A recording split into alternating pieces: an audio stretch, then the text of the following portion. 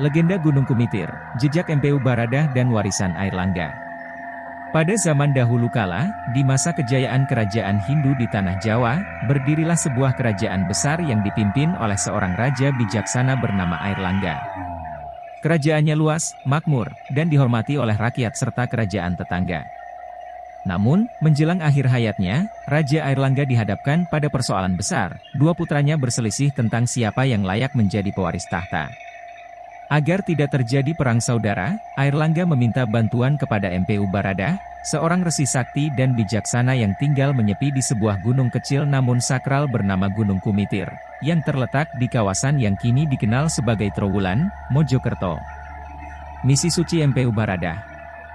MPU Baradah dikenal sebagai pertapa suci dengan ilmu tinggi dan kesaktian luar biasa.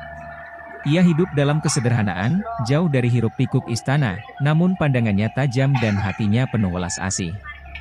Ia menerima permintaan Raja Airlangga dengan berat hati, karena membagi sebuah negeri bukanlah perkara mudah.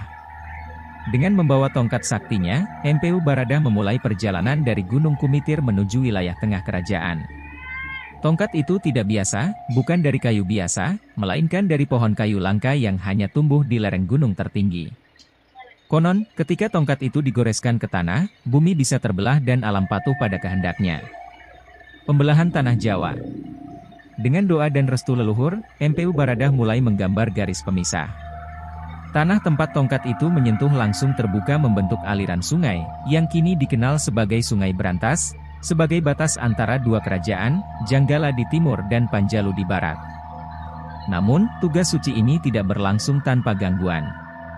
Di sekitar Gunung Kumitir tinggal makhluk-makhluk halus penunggu gunung, para lelembut dan jin penjaga alam, yang marah karena wilayah kekuasaan mereka akan dipotong.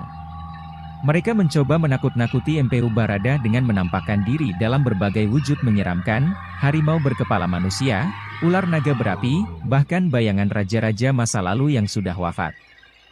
Namun MPU Baradah tidak goyah.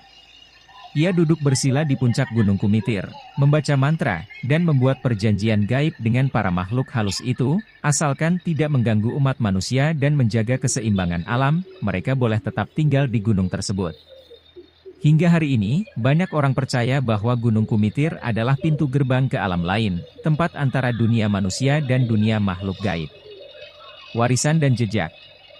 Setelah tugasnya selesai, MPU Baradah kembali ke Gunung Kumitir dan melanjutkan pertapaannya sampai akhir hayat.